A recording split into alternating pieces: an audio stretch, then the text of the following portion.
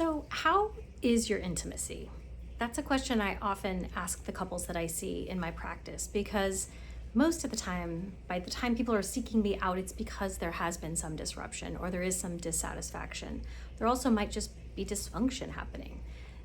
Things happen over the life cycle of a relationship, and sometimes you need to come in and unpack it. You need a third person present that's going to be neutral, that's going to be curious, maybe that's going to see things from a different perspective than the two of you or three of you or however many are in your relationship are noticing it, right? So it's like sex therapy is about a lot of things. It's about sometimes the actual mechanics, but oftentimes it's about a lot more than that. It's really also about what's the quality of the relationship. Are there old hurts that are still coming into play? Is there resentment that's happening? Like, we're looking at the whole relationship, and then we're looking at how it affects your intimacy. How do you actually show up in that space?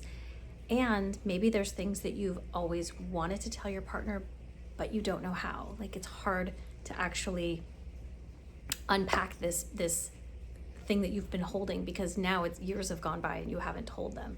So this is a good safe space to come in and do that. I'm going to facilitate it, and I'm going to say, hey, like, tell me about sort of historically where you've been and tell me about where you'd like to go, and let's get you there.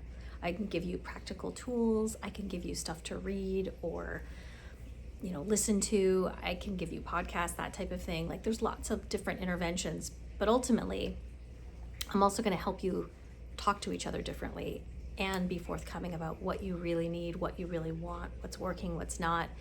So I always encourage couples, like, are you ready for a tune-up? And could your intimacy be better? Let's figure that out together.